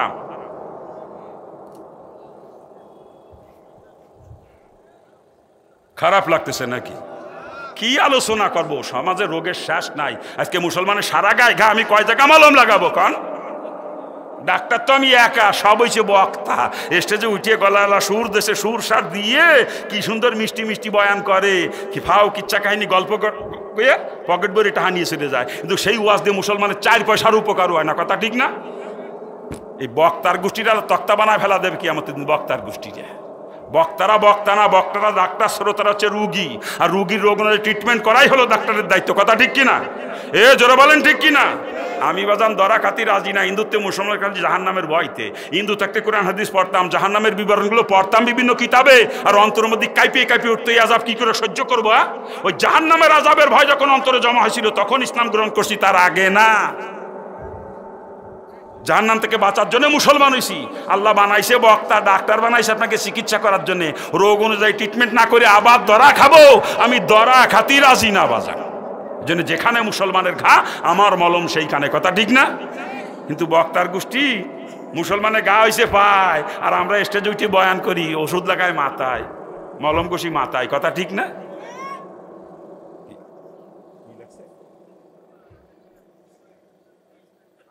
তামাক জর্দা খাওয়া কি মুবা? তামাক জর্দা খাওয়া কিতাবে লাগছে মুবা না, হারাম বললে মাসালার কিতাবকে অস্বীকার করা হবে, ফতোয়ার কিতাবকে অস্বীকার করা হবে। ফতোয়ার কিতাবে লাগছে মোবা, গুনাও হবে না, নেকিও হবে না। মোবা মানে কি? তবে যেই জিনিসে শরীরের ক্ষতি হয় ওটা বর্জন করা উত্তম, ওটা বর্জন করা উত্তম। যেটাই শরীরের ক্ষতি হয়, এই শরীরের ক্ষতি করার এখতিয়ার আপনার নাই। শরীর দিয়েছে কে? এ দেহ দিয়েছে কে? এর ক্ষতি করার এখতিয়ার আপনাকে দেওয়া হয় নাই। যেই জিনিসে শরীরের ক্ষতি ওটা বর্জন করতে হবে। কথা ঠিক কিনা? যারা বলেন ঠিক কিনা? আর যেই নেশা মস্তিষ্কের বিকৃতি ঘটায় ওই নেশা হলো ইসলামে হারাম, ওই নেশা হারাম। যে নেশা মস্তিষ্কে, ওই যে কলাম না, মদ খাইয়ে এসে মারে বউকে জড়াই ধরে, ওই যে গাঁজা খাইয়ে এক জায়গায় হাত পড়ে থাকে, ওই বাবা খাইয়ে হুশ থাকে না, যেগুলো সেন্সলেস হয়ে যায় মানুষ, ওইগুলো হারাম। মানুষের স্বাভাবিক সেন্স থাকে না যেগুলো, যেই নেশার মাধ্যমে, ওই নেশা হলো হারাম। আমি পান খাইনি, জর্দা খাইনি, জন্য ওইটার পক্ষে কষি তা মনে করেন না। বিড়ি এককালে খাতাম, জম্মের খাওয়া এখন খাইনি। জম্মের খাওয়া খেতাম হিন্দু থাকতি, প্রতিদিন মিনিমাম 40টা সিগারেট লাগতো প্রতিদিন, 2 প্যাকেটের নিচে দিন যাইতো না, মিনিমাম 40টা। এই হিন্দু থাকতেই তো অবাক করছে, হিন্দু থাকতেই তো অবাক করছে, হিন্দু থাকতেই তো অবাক করছে। ওটার পক্ষে করছি তা মনে করেন না। কিতাবের সঠিক মাসালা যেটা সেটা বলতেছি। অনেকে কয় হারাম, না বাজান, কিতাবে তা লেখে নাই, কিতাবে লাগছে মোবা। কি লাগছে? মোবা, তামাকজাত দ্রব্য খাওয়া মোবা, এটা কিতাবে লাগছে। যাক আলহামদুলিল্লাহ, সময় নষ্ট করা যাবে না। কোথায় রাখছিলাম কথা? কোথায় রাখছিলাম কথা? হ্যাঁ, আলোচনা করতেছিলাম ছেলে মেয়ে কথা না শোনার পিছনে কারণ। কথা ঠিক কিনা? যেটা বলেন ঠিক কিনা? কয়টা করছি আলোচনা? 3টা। 4র্থ নাম্বার কারণ সন্তানের প্রতি মা বাপের দায়িত্ব অবহেলা করা। এই সন্তানের প্রতি দায়িত্ব আছে অনেকগুলো। 1 নম্বর দায়িত্ব জন্মের পরে ডান কানে আজান বাম কানে একামত দেওয়া। 2 নম্বর দায়িত্ব 7 দিনের দিন মাথার চুল কামায়া চুলের ওজন পরিমাণে সোনা বা রূপা সদকা করে দেওয়া সামর্থ্য মোতাবেক। 3 নম্বর দায়িত্ব 7 দিনের দিন আকিকা করে দেওয়া। 4 নম্বর দায়িত্ব ওই 7 দিনের দিন নাম রাখা, সুন্দর একটা নাম নেই যেই নামটা শুনে বোঝা যায় এটা একটা মুসলমানের সন্তান। কয়টা গেল দায়িত্ব? 4টে গেছে। 5 নম্বর দায়িত্ব ছেলে হলে যদি পারে 7 দিনের দিন খতনা করায় দেওয়া মুস্তাহাব, আর না হইলে বালেগ হওয়ার আগে খতনা করায় দিতে হবে। এটা জরুরি সুন্নাত। কথা ঠিক কিনা যারা বলেন? কয়টা গেল? 5টা। এই 5টা বলছি এতক্ষণ 5টাই সুন্নাত। 6 নম্বর দায়িত্বটা ফরজ বলবো? 6 নম্বর দায়িত্ব ছেলে মেয়ের প্রতি মা বাপের, এটা ফরজ দায়িত্ব বলবো? ছেলে হোক আর মেয়ে হোক তাকে প্রয়োজন পরিমাণে ইলমে দিন শিক্ষা দেওয়া, এটা ফরজ দায়িত্ব মা বাপের প্রতি। রসুলের পরিষ্কার হাদিস, তলাবুল ইলমি ফারিদাতুন আলা কুল্লি মুসলিমি ওয়াল মুসলিমাত, মুসলমানের নর হোক আর নারী হোক তার জন্য ইলমে দিন শিক্ষা করা ফরজ। আর সন্তান ছেলে হোক আর মেয়ে হোক তাকে ইলমে দিন শিক্ষা দেওয়া মা বাপের উপর ফরজ দায়িত্ব। এটা একটা সন্তানকেও কোনো মা বাপ যদি এই ইলম থেকে বঞ্চিত রাখেন, আপনি ফরজ তর্কের গুনাহগার হয়ে জাহান্নামে চলে যাবেন কিয়ামতের দিন। তবে সবকটা ছেলে মেয়েকে যে মুফতি বানাইতে হবে, মুহাদ্দিস বানাইতে হবে তা না। মুফতি মুহাদ্দিস এটা ফরজে কেফায়া, সমাজে কিছু থাকলেই চলবে। কিন্তু নিজের জীবন ইসলামের উপর চালানোর জন্যে যতটুকু ইলমের প্রয়োজন, যতটুকু ইলম না থাকলে হারাম হালালের বাস বিচার করা যায় না, শরীয়ত মোতাবেক নিজেকে চালানো যায় না। কমপক্ষে এতটুকু ইলম প্রত্যেকটা ছেলে মেয়েকে শিক্ষা দিতে হবে, এটা ফরজ আপনার উপরে দায়িত্ব নাই। যদি একটা সন্তানকেও এই প্রয়োজনীয় ইলম থেকে আপনি বঞ্চিত রাখেন, আপনি কিয়ামতের দিন একেবারে ফরজ তর্কের গুনাহগার হিসাবে প্রথম কাতারে জাহান্নামে চলে যাবেন। মনে রেখে দিয়েন। সমাজে ডাক্তারও দরকার, ইঞ্জিনিয়ারও দরকার, সব দরকার নাকি গান? হ্যাঁ, সবাইকে মুফতি মুহাদ্দিস বানাইতে হবে কথা বলতেছি না, কিন্তু প্রত্যেকটা ছেলে মেয়েকে প্রয়োজনীয় ইলম শিক্ষা দিতে হবে। এই জন্য আমি বলি কমপক্ষে নুরানির 3 বছরের কোর্সটা কমপ্লিট করান। 3 বছরের কোর্স কমপ্লিট করানোর পরে আপনি তাকে একবারে 4-এ ভর্তি করবেন। 3 বছরের মধ্যে তার 4 পর্যন্ত 5-এ ভর্তি করবেন একবারে। 4 পর্যন্ত বাংলা ইংরেজি অঙ্ক 3 বছরের মধ্যে নুরানির মধ্যে তার কমপ্লিট হয়ে যাবে। এরপরে 5-এ ভর্তি করবেন। 5 পাস করার পর হাই স্কুলে যাবে, হাই স্কুল কমপ্লিট হলে কলেজে যাবে, ইন্টার পাস করার পরে যদি মেডিকেলে চান্স পায় ডাক্তার হবে, বুয়েটে চান্স পাইলে ইঞ্জিনিয়ার হবে, আর যদি আপনার সামর্থ্যে কোলায় লন্ডন কেমব্রিজ থেকে পিএইচডি করায় নিয়ে আসবেন। শরীয়তের কোনো বাধা নিষেধ নাই, কিন্তু নিজের জীবন ইসলামের উপর চালাইতে পারে কমপক্ষে এতটুকু ইলম আগে শিক্ষা দিয়ে নিতে হবে। ছেলে মেয়েকে আগে মুসলমান বানান, তারপরে ডাক্তার বানান। আগে মুসলমান বানান, তারপরে ইঞ্জিনিয়ার বানান। আগে মুসলমান বানান, তারপরে টিওনো বানান। আগে মুসলমান, তারপরে ওসি বানান। আগে মুসলমান, তারপরে এসপি বানান। আগে মুসলমান, তারপরে ডিসি বানান। ওই সন্তানের দ্বারাই সমাজের উপকার হবে, আপনার নিজের উপকার হবে, দুনিয়া এবং আখেরাত উভয় জাহানে। কথা ঠিক কিনা? আর যদি ইলমের দিন শিক্ষা না দিয়ে ওই কেজি ভর্তি করেন, কেজি পারে যেই সারে যাবে অমনি খাড়াই মুতা ধরবে। খারাপ লাগতেছে নাকি? খারাপ লাগে বাজান? এই সন্তানের প্রতি 6 নম্বর দায়িত্বটা ফরজ দায়িত্ব। 7 নম্বর দায়িত্ব সন্তানের প্রতি, ছেলে মেয়ে যখন পরিণত বয়সে পৌঁছে যায় দিনদার পাত্রপাত্রী দেখে তাকে বিয়ে করায় দেয়। 7টা দায়িত্ব সন্তানের প্রতি মা বাপের। এই দায়িত্বগুলো আজকে আমরা যথাযথ পালন করি না, যার কারণে অধিকাংশ মুসলমানের সন্তান আজকে মা বাপের কথা শুনতেছে না। ছেলে মেয়ে কথা না শোনার পিছনে কারণ কয়টা বলছি? 4টা। 1 নম্বরে সুন্নাত তরিকায় বিবাহ না হওয়া, 2 নম্বরে হারামকে সন্তান জন্ম দেওয়া, 3 নম্বরে বেপর্দা নারীর গর্ভে সন্তান জন্ম নেওয়া, আর 4 নম্বরে সন্তানের প্রতি দায়িত্ব অবহেলা করা। দায়িত্ব বা 7টা মনে থাকবে তো? এগুলা মনে থাকবে তো মুসলমান? ওয়াজ মুখস্থ করেন, মুখস্থ করে বাড়ি নিয়ে যান। খালি বাড়ি নিয়ে গেলে হবে না, আমল করা লাগবে, জীবনে বাস্তবায়িত করা লাগবে। কথা ঠিক কিনা? বলেন ঠিক কিনা? না এই কান্দে শুনলাম ওই কান্দে বের করে দিলাম, এই ওয়াজ শুনে কোনো লাভ নাই। কথা ঠিক না? আল্লাহ পাক আমাদের সকলকে বুঝার এবং আমলের তৌফিক দান করুক। জোরে বলেন আমিন। জোরে কান্না আমিন। আলোচনা বিস্তারিত করতে পারলাম না, তবে পর্দার ওয়াজ একটু না করলেই নয়। কথা ঠিক না? পর্দা শরীয়তের সব থেকে গুরুত্বপূর্ণ ফরজ হলো পর্দা। শরীয়তের সব থেকে গুরুত্বপূর্ণ ফরজ হচ্ছে পর্দা। কথা ঠিক কিনা? যারা বলেন নামাজ ফরজ, কিন্তু 24 ঘন্টার ভিতরে ঘন্টা খানিক নামাজ ফরজ, ঘন্টা খানিক। 5 ওয়াক্ত ফরজ নামাজ 17 রাকাত। 17 রাকাত নামাজ পড়তে 1 ঘন্টা লাগে না, কম লাগে। আমি সেখানে 1 ঘন্টা ধরছি। 24 ঘন্টার ভিতরে ঘন্টা খানিক নামাজ ফরজ, রোজা 12 চাঁদের ভিতরে মাত্র 1 চাঁদ ফরজ, জাকাত মালদারের জন্য বছরে একবার দেওয়া ফরজ, হজ মালদারের জন্য জীবনে একবার করা ফরজ, ঠিক না? কিন্তু পর্দা 24 ঘন্টার জন্য ফরজ, 24 ঘন্টা। এই ভাইজান চলে যাচ্ছেন নাকি মুরব্বী? কি জ্বালায় পড়লাম, আমি শেষ করে দিচ্ছি। এত শর্ট টাইমে আমার আলোচনা হয় না, আমি মিনিমাম আলোচনা করি 3 ঘন্টা, যেদিন কম করি সেদিন 3 ঘন্টা, 4 ঘন্টা 5 ঘন্টা পর্যন্ত আলোচনা করি আমি। মলম নিয়ে আইছিলাম বস্তা ভরে, লাগানোর সুযোগ দিল না আমার। মলম নিয়ে আইছিলাম বস্তা ভরে, লাগানোর সুযোগ দিল না। আমি বাজান ডাক্তার, খালি মলম লাগানো ডাক্তার না, আমি সার্জিক্যাল ডাক্তার, অপারেশনও করি মুসলমানদের। কি খারাপ লাগতেছে নাকি? কোথায় ছিল জানো আমার কথা? হ্যাঁ, পর্দা 24 ঘন্টার জন্য ফরজ। 1 সেকেন্ডের জন্য বেপর্দা হয় কেউ, সাথে সাথে একটা কবিরা গুনাহ, আর একটা কবিরা গুনার নিম্নতম সাজা 7000 বছর জাহান্নাম। চিৎকার দিয়ে বলেন নাউজুবিল্লাহ, জোরে করে নাউজুবিল্লাহ। এটা হলো পর্দার গুরুত্ব। আর পর্দার এরিয়া কতটুকু? যাকে বিয়ে করা হারাম তার সঙ্গে দেখা দেওয়া জায়েজ, যাকে বিয়ে করা জায়েজ, বিয়ে হওয়ার আগ পর্যন্ত তার সঙ্গে দেখা দেওয়া হারাম। এটা পর্দার এরিয়া, কথা ঠিক কিনা? জোরে বলেন ঠিক কিনা? এক কথায় যাকে বিয়ে করা যাবে না তার সঙ্গে দেখা দিতে পারবো, আর যাকে বিয়ে করা যাবে বিয়ের আগ পর্যন্ত তার সঙ্গে দেখা দিতে পারবো না, এটাই পর্দার এরিয়া, কথা ঠিক না? দেবরের সঙ্গে ভাবি দেখা দেওয়া হারাম, দুলাবার সঙ্গে শালি দেখা দেওয়া হারাম, নন্দার সঙ্গে শালাবো দেখা দেওয়া হারাম, মামাতো ভাই, খালাতো ভাই, চাচাতো ভাই, ফুফাতো ভাই, তালতো ভাইদের সঙ্গে বোনের দেখা দেওয়া হারাম, বিয়ার সঙ্গে বিয়ান দেখা দেওয়া হারাম, উস্তাদের সঙ্গে সাথী দেখা দেওয়া হারাম, পীর সাহেবের সঙ্গে মহিলা মুরিদ দেখা দেওয়া হারাম। কি কথা কন ঠিক কিনা? জোরে বলেন ঠিক কিনা? এটা হলো পর্দার এরিয়া। মনে থাকবে তো মুসলমান? হ্যাঁ, রসুলের পরিষ্কার হাদিস, আদ-দায়ুসু লা ইয়াদখুলুল জান্নাহ, আদ-দায়ুসু লা ইয়াদখুলুল জান্নাহ। রাসূল বলেন দায়ুস কখনো জান্নাতে যাবে না, লা ইয়াদখুল, কখনো প্রবেশ করবে না। আর দায়ুসকে শরীয়তের ভাষায় ওই গার্জিয়ানকে দয়ুস বলা হয়েছে, যে গার্জিয়ানের অধীনস্থ নারীরা বেপর্দায় চলে, অথচ গার্জিয়ানের ব্যাপার উদাসীন, ওই গার্জিয়ান হচ্ছে দয়ুস।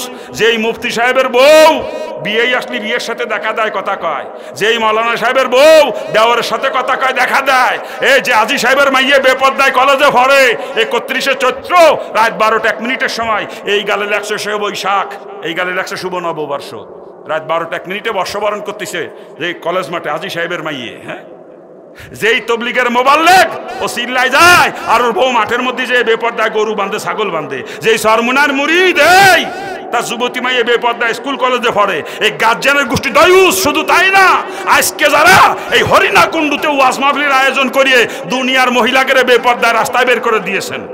হ্যাঁ, মহিলারা ওয়াজ শুনবে, পর্দার কোনো খেলাপ না হয়। আমি স্টেজে আসলাম তখন রাত 10টা বেজে গেছে, 10টার সময় স্টেজে উঠলাম আমি। এই আসার সময় দেখলাম আপনাদের বউরা, আপনাদের মাইয়েরা এই রাস্তার পথে কেনার গুতো খাইয়ে বেড়াচ্ছে যুবকদের মধ্যে। এই জায়গায় আমার নড়ার লোহাগাড়ার মহিলারা আসে নাই, কিন্তু এই মেলার মধ্যেই রাস্তার পথে দোকানের সামনে দিয়ে আমার লোহাগাড়ার মহিলারা এসে, মেয়েরা এসে ঘুরে বেড়াচ্ছে না। আপনাদের কারো মা, কারো বোন, কারো স্ত্রী, কারো মেয়ে, কথা ঠিক কিনা? এই যারা আজকে মাইয়ে ছেড়ে দিয়ে ওয়াজ মাহফিলের নামে মাইয়ে ছেড়ে দিয়েছেন বেপর্দায়, এ দয়ুসির গোষ্ঠী, তোরা জান্নাতে গেলে রসুল মিথ্যাবাদী হয়ে যাবে, রসুলের হাদিস মিথ্যা যাবে, কসম খোদার রসুলের কোনো হাদিস কখনো মিথ্যা হবে না, আমার রসুল কখনো মিথ্যাবাদী হবে না, অর্থাৎ দয়ুস কখনো জান্নাতে যাবে না, কথা ঠিক কিনা? জোরে বলেন ঠিক কিনা? খারাপ লাগতেছে নাকি? খারাপ লাগতেছে বাজান? লাগলে কিছু করার নাই। আমার একবার আনছেন, জান্নাতের রাস্তা দেখাই দিয়ে যাব, মানেন না মানেন আপনার কপাল, নাকি কান? জোরে কান ঠিক কিনা? আমি বাজান পাম মারা ওয়াজ করা শিখিনি। অনেক বক্তারা স্টেজে উঠিয়ে মাহফিলের আয়োজন যারা করে, ওকে পাম মারি আসমানে উঠোই, যাতে হাদিয়াটা একটু বাড়ে, সামনের বছর আবার দাওয়াত দেয়। আমি দাওয়াতের আশাই করি না, দাওয়াতের আশাই করি না। আমি যারা দাওয়াত দেয় তাদের আগে সাইজ করি। এই যে যুবকের গোষ্ঠী মাহফিলের আয়োজন করছে, এ সবাই কি নামাজ পড়ে? এ সব কটা কি নামাজ পড়ে? এই বেনামাজি বিয়াক্কেল, তোরে কোনটা কোন চোর কয় মাহফিলের আয়োজন থাকতি? হ্যাঁ, তুই নামাজ নিজে নামাজ পড়ো না, মাহফিলের আয়োজন করো কোন জন্য? হ্যাঁ, তুই কি আমাকে জবাব দিতে পারবি? এই বিয়াক্কেল,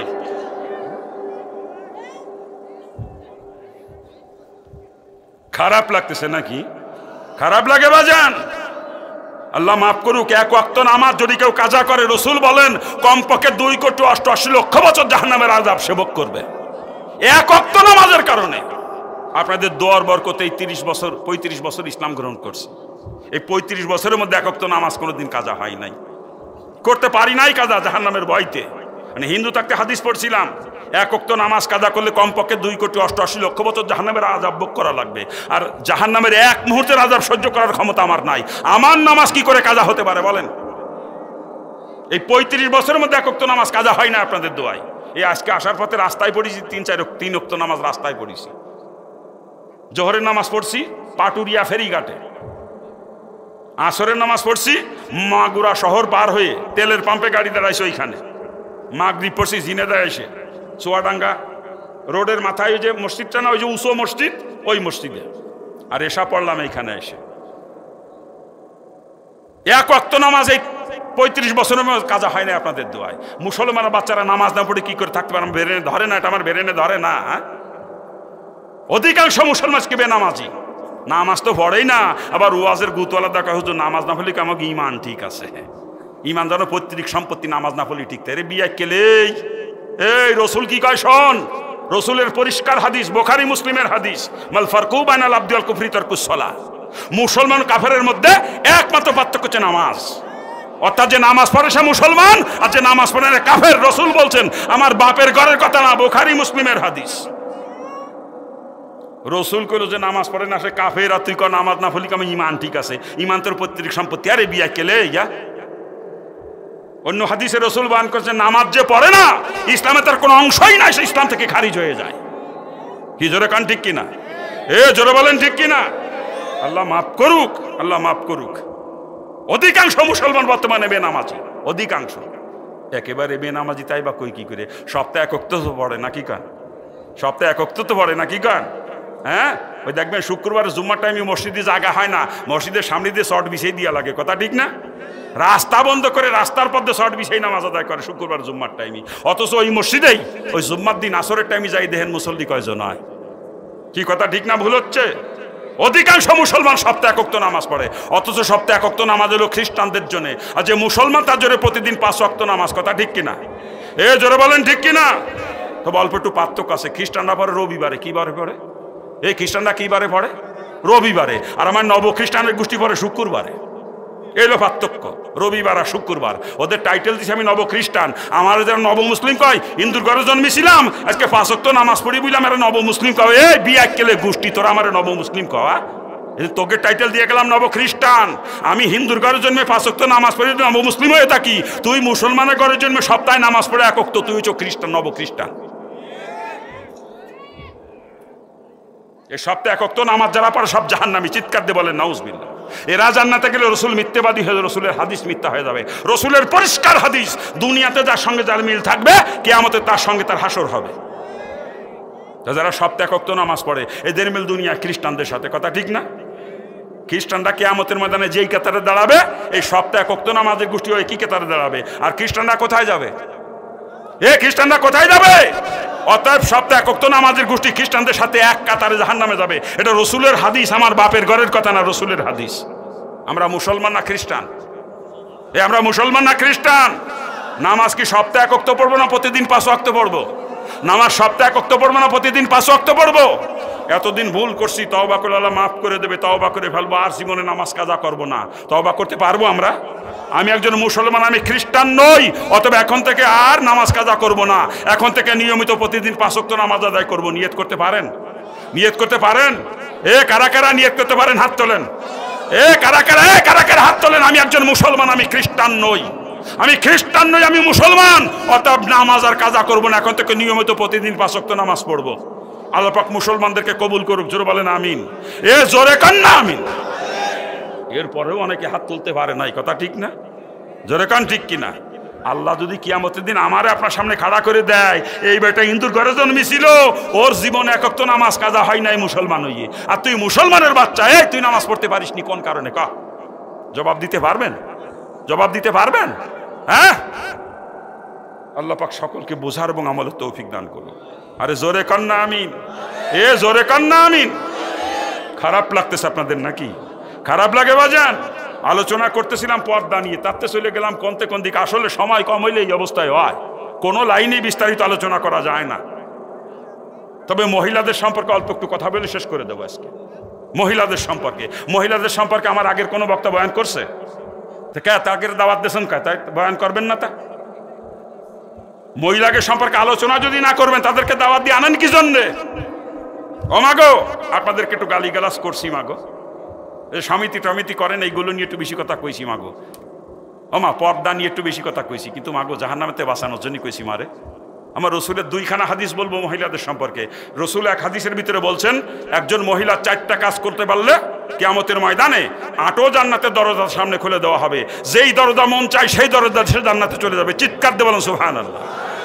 কয়টা কাজ মহিলাদের জন্য জান্নাতে? একেবারে সহজ, মাত্র 4টা কাজ করলে মহিলারা জান্নাতি, প্রত্যেক মহিলা জান্নাতি। কথা ঠিক না?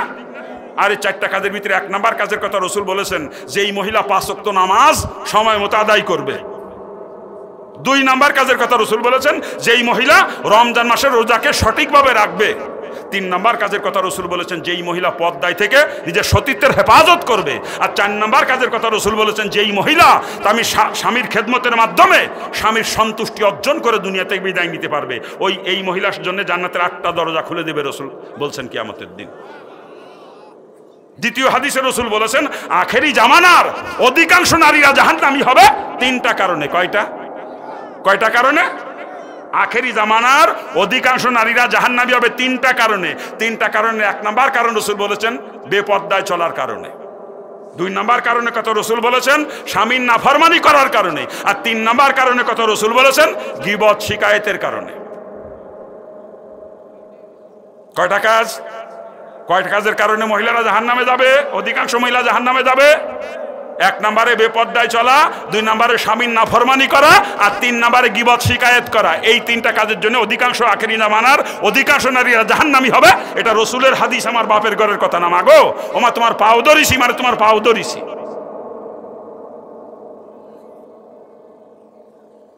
খারাপ লাগতেছে আপনাদের, অনেক লোক চলে গেছে। দেখেন, আমি আগেই কইছিলাম আমি মলম লাগানে গার উপরে মলম লাগাবানে, আর মলম লাগালে একটু জ্বলিয়ে উঠবে না, কইছিলাম না? আর জ্বলিয়ে উঠলে যদি আটা দেন তো আপনার নসিব কিন্তু পুড়িছে, আপনার নসিব পুড়িছে। রসুলের পরিষ্কার হাদিস, আল হাক্কু মুররুন, হক কথা হলো তিতে। হক কথা কি? তিতে। হক কথা তিতে, রসুলের হাদিস। এই জন্য আমারও আজ কোনোদিন ভালো লাগবে না, কারণ আমি হক কথা বলি। কি কথা ঠিক কিনা? জোরে বলে। ও বাজান, মহিলাদের সম্পর্কে 2-4টা কথা বলবো। আগো, আপনারা বাইরে বেরোনোর সময় বোরকা পরে বেরোন ঠিকই, কিন্তু ওই যতই বোরকা পরে যান মার্কেটে, যুবকরা তো গড়ে, যুবকদের কেনের গুঁতোর থেকে বাঁচতে পারেন না। কিন্তু 1000 বোরকা পরে গেলেও কেনের গুঁতো মাপ নাই। কথা ঠিক না ভুল হচ্ছে? জোরে কান। আর বোরকা পরে যাইয়ে দোকানে কেনাকাটা করার সময় জাপ উল্টোই থই, বোরকার জাপ উল্টোই থুইয়ে দোকানের কর্মচারীর সাথে জবাজবি করে, দামাদামি করে, জাপ উল্টোই থুয়ে দেয়। নাকি ভুল করছি আমি? আরে যা চেহারা খোলা, ওর বোরকা পড়ার প্রয়োজন কি আমি তো বুঝলাম না কিছু। একজন নারীর প্রতি একজন পুরুষ আকৃষ্ট হয় তার চেহারা দেখে, পাশা দেখে আকৃষ্ট হয় না। কি কথা কান ঠিক কিনা? যারা বলেন ঠিক কিনা? তুমি বোরকা পরে যা ফিজুদ উল্টোই থুই দিবা, তোমার বোরকা লাগে কোন কামে? আমার কও। হ্যাঁ, আবার যা বুঝে উল্টোই থুইছে, তাকায় দিয়ে যে কপালের মাঝখানে টিপ 1 কান লাগানো, মানে যে পাত্রে জুতো খুলিয়ে জুতো দিয়ে মহিলার কপালে তুলে জুতো দিয়ে সাইজ করতে পারতাম। শয়তানি মহিলা, এ শয়তানি, তুই যেই কপাল দিয়ে আল্লাহর কুদরতি কদমে সেজদা করবি ওই কপালে টিপ লাগাও। শয়তানি কোথাকার, তোর কপালে জুতো দিয়ে ফিটানোর কাম, জুতো দিয়ে ফিটানোর কাম। এই টিপ ফোটা উদ্বোধন কোথা থেকে জানেন না আপনারা? ইব্রাহিম সালামকে আগুনে ফেলানোর জন্য ইবলিসের পরামর্শ মোতাবেক নমরুদ ওইখানে 40 জন কুমারী যুবতী দিয়ে বেশ্যাবৃত্তি করায়। আর বেশ্যাদের কপালে নমরুদ নিজের হাতে ফোঁটা লাগাইয়া ওদেরকে সমাজে সম্মানিত নারী বলে ঘোষণা করে। ও ফোঁটার ইতিহাস এখান থেকে শুরু। এর আগে দুনিয়ায় কোনো নারী আর কোনোদিন কপালে ফোঁটা নাই। ওটা বেশ্যাদের প্রতীক। ওই আজকে মুসলমানের বৌরা মেয়েরা কপালে লাগায় ঘরে। হ্যাঁ, যদি আপনাদের কারো স্ত্রী বেশ্যা হয়ে থাকে, কারো মেয়ে যদি বেশ্যা হয়ে থাকে, আপনি বাড়ি যাওয়ার সময় টিপ কিনে নিয়ে যায় বেশ্যার জন্য, টিপ কিনে নিয়ে যায়। আর যদি আপনি মনে করেন যে না, আমার স্ত্রী তো বেশ্যা না, আমার মেয়ে তো বেশ্যা না, ও বাজান পাও ধরিছি আপনার স্ত্রী আপনার মেয়ে যেন কোনোদিন কপালে টিপ লাগায় না। ওটা বেশ্যাদের প্রতীক। কোনো মুসলমানের মেয়ে কখনো কপালে টিপ লাগাইতে পারে না। মারে আমার ঘরে রাগ করে না, আমাগো তুমি তো বেশ্যা না, তুমি কপালে টিপ লাগাও কে? আমাগো আর যদি কেউ নিজেকে বেশ্যা মনে করো লাগাই আমার কোনো আপত্তি নাই। আর যদি তুমি মনে করো যে আমি বেশ্যা না মাগো, তোমার পাও ধরিছি ও মা, জীবনে কোনোদিন কপালে টিপ লাগাইও না, ওটা বেশ্যাদের প্রতীক। মুসলমানের মেয়ে কখনো কপালে টিপ লাগাইতে পারে না। আজকে যে সমস্ত মহিলারা কপালে টিপ লাগাই ঘোরো, কিয়ামতের ময়দানে ওই 40 বেশ্যা মহিলার সাথে এক কাতারে জাহান্নামে যাবা। আল্লাহর খলিলকে আগুনে ফেলানোর জন্য যে এই যুবতীগুলো বেশ্যাবৃত্তি করছে, ওদের সাথে এক কাতারে জাহান্নামে যাবা।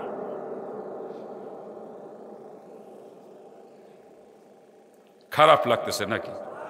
মলম বস্তা বই আবার ফিরেই নিয়ে যাই, কি করবো আর। আমার বাবাজিরা, আমার পরিচয় তো জানেন, আপনারা জানেন না? এই আপনাকে বৃহত্তর যশোর ডিস্ট্রিক্টের মানুষ আমি। নড়াইল লোহাগাড়া থানা আমার বাপের গ্রামের বাড়ি, ওখানে আমার জন্ম। আমি পড়াশোনা করছি মাগুরা গভর্নমেন্ট কলেজে। আমার মামা বাড়ি মাগুরায়, আমার ফুফু বাড়ি মাগুরায়, আমার বোন বিয়ে দিয়া মাগুরায়। আপনাকে সিনিয়র ডিস্ট্রিক্টও আমার বোন চাস্তো বোন বিয়ে দেওয়া একটা। হাটগোপাল বুঝছেন? হাটগোপালপুরি পাশে লোহাজাঙ্গা আছে না, লোহাজাঙ্গায় আমার স্বাস্থ্য বোন বিয়ে দিয়া। না সব হিন্দু, আমি একা। আমার মাও হিন্দু অবস্থায় মারা গেছে, আমার আব্বা মারা গেছে এই মাস দেড়েক, সেও হিন্দু অবস্থায় মারা গেছে। তারা আমার চেষ্টা করছে আমারে ফিরেই নেওয়ার জন্য, আমি চেষ্টা করছি তাদেরকে দিনে আনার জন্য, তারা আমার ফিরেই নেওয়ার চেষ্টা করছে। যদি ইমান নিয়ে যায় থাকে, আল্লাহ তাদেরকে মাফ করে দিকে এই দোয়া করি। আর না হলে তো দোয়া করে কোনো লাভ নাই, লাভ আছে নাকি? হ্যাঁ, যদি ইমান নিয়ে যায় থাকে তাহলে যেন আল্লাহ মাফ করে দেয়, এই দোয়া করি। হ্যাঁ, ইমান নিয়ে যাইতেও পারে, কারণ আমার মাও মরার আগে বলে গেছে আমার ফোড়াবি না, কিন্তু আমার মাটি দিয়ে রাখবি। আমার বাপও একই কথা বলে গেছে, আমার ফোড়াবি না, আমার মাটি দিয়ে রাখবি।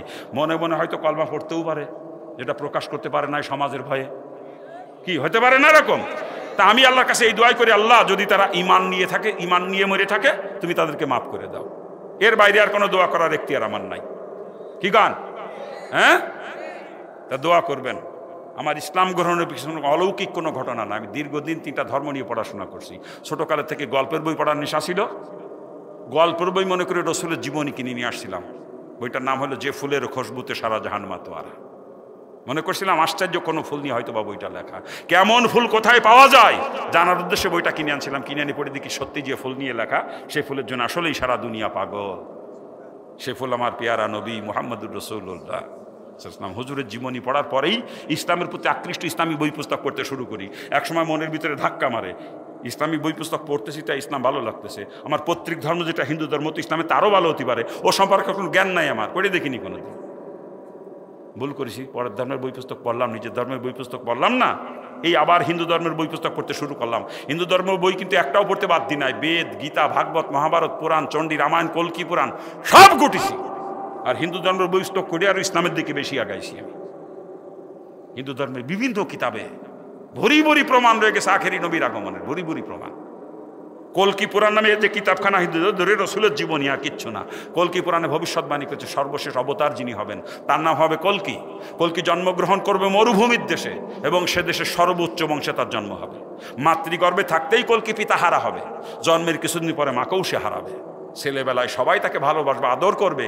যখনই বড় হয়ে অবতার রূপে ধর্ম প্রচার করতে শুরু করবে, আত্মীয় স্বজনরাও শত্রু হয়ে যাবে। শেষ পর্যন্ত দেশের থেকে তাড়িয়ে দিবে। যেই দেশে আশ্রয় নিবে সে দেশের মানুষ তাকে সাদরে গ্রহণ করবে। কল্কি অশ্বপৃষ্ঠে সওয়ার হয়ে তরবারি দ্বারা যুদ্ধ করবে। আর কল্কি অবতারের 4 জন প্রধান অনুচর থাকবে। কল্কি অবতার কে, এ কি বুঝতে আর বাকি আছে কারো? বুঝতে আর বাকি আছে কারো? আমি বুঝে ফেলাছি কল্কি অবতার কেডা। আমি সেই কল্কি অবতার রেমাইনে নিয়েছি, এবং ওদের কিতাবে পরিষ্কার করে বলছে এই কল্কি অবতার যখন আসবে সমস্ত অবতারের ধর্ম বাতিল বলে গণ্য হবে। এর প্রচারিত ধর্মই সত্য ধর্ম বলে দুনিয়া শেষ পর্যন্ত টিকে থাকবে। আমি সেই কল্কি অবতারের প্রচারিত ধর্ম মাইনে নিয়েছি, এই আর কিছু না। আবার খ্রিস্টান ধর্মের বই পুস্তক পড়তে বাদ দি নাই। ওই মাগুরা কলেজে পড়তাম, মাগুরা কলেজের পাশে দোয়ারপাড়ে, দোয়ারপাড় চেনেন? দোয়ারপাড়ে খ্রিস্টান মিশনারি, ওই মিশনারির সঙ্গে যোগাযোগ করে ওদের মিশনারিতে যত বই ছিল সব পড়েছি। ও খ্রিস্টান ধর্মের বই পুস্তক পড়তে যে ওর মধ্যে আমি রসুলের আগমনের খবর পাই গেলাম। তখন আমার বুঝে আসলো হিন্দু ধর্মের কিতাবে তো ইসলামের কথা, রসুলের কথা, ও খ্রিস্টানদের ধর্মে তো কয় রসুলের কথা, ইসলামের কথা, তো রসুলের ডাই ঠিক, ইসলামই সঠিক। এই বুঝ পাওয়ার পরে মুসলমান হয়েছি। কিন্তু আমি হিন্দু ধর্ম নিয়ে বা খ্রিস্টান ধর্ম নিয়ে স্টেজে আলোচনা করাটা পছন্দ করি না। অনেক নও মুসলিমরা ওদেরকে গালিগালাজ করে, আমি এগুলো পছন্দ করি না। আজকে আমি স্টেজে উঠে যদি ওদেরকে গালিগালাজ করি, 2-4 জন যাও আসে মাহফিলে হিন্দুরা, শুনতে শুনতে আল্লাহ পাক কোনোদিন তাকে হেদায়েত দিয়েও দিতে পারে না, কি বলেন? কিন্তু আমি যদি ওদের দেবদেবীকে নিয়ে গালিগালাজ শুরু করি, ওই যে উঠে আমার আল্লাহরে গালি দিতে দিতে চলে যাবে, এজন্য দায়ী হয়ে যাব আমি, ঠিক না?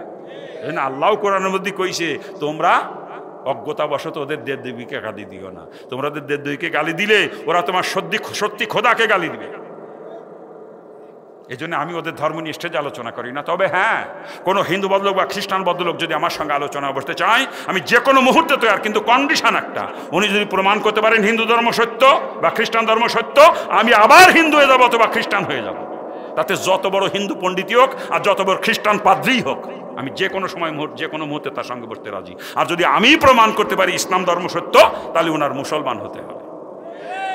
আপনাদের দোয়ার বরকতে আমি 90 সালে ইসলাম গ্রহণ করছি, এই পর্যন্ত আমার হাতে আরো 72 জন কলমা পড়ে মুসলমান হয়েছে আপনাদের দোয়া।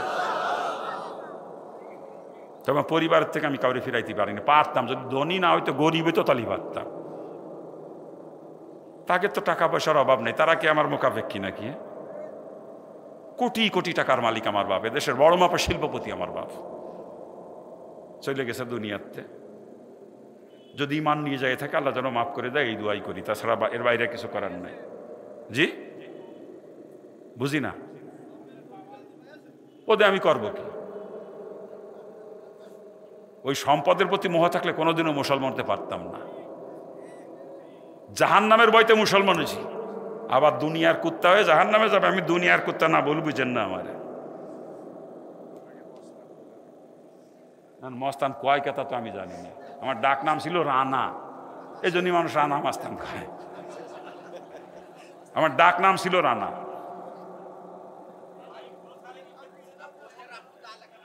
জি, আমি নিষেধ করি, পোস্টারও দিতে নিষেধ করি। আসার পরে মাপ চাইছে আমার কাছে, নাসির ভাই মাপ চাইছে, কয় হুজুর এটা আগেতে মাপ চাই নিচ্ছি, ফুলাফান দিয়ে ফেলাইছে। আগের নাম ছিল অশোক কুমার সরকার। জি, আমরা ছিলাম 3 ভাই 1 বোন, সবাই আছে কিন্তু সব ওই পথে। দোয়া করেন। আমি মাগুরা থেকে ইসলাম গ্রহণ করছি, মাগুরা কলেজে পড়াকালীন, ডিগ্রি পড়া অবস্থায়, ডিগ্রি ফাইনাল ইয়ারের বছরে, ওই বছরে ডিগ্রি কমপ্লিট হয়েছে মুসলমানের পরে। এরপরে মাস্টার ক্লাস ঢাকা ইউনিভার্সিটি থেকে, যখন ঢাকা ইউনিভার্সিটিতে পড়ি তখন ওর পাশে একটা প্রাইভেট কলেজ, আবার LLB-তে ভর্তি, লও কমপ্লিট করে দিয়েছি, LLB কমপ্লিট করে দিয়েছি। আমি কিন্তু কালাকোটের ব্যবসাও জানি, আমি একজন অ্যাডভোকেট। কিন্তু আমার কলেজে চাকরি ছিল মাগুরা জেলার ভিতরেই, বেরুল কলেজ, নাম শুনতে পারেন অনেকে, প্রতিষ্ঠিত কলেজ। সেখানে চাকরি ছিল লেকচারার হিসাবে।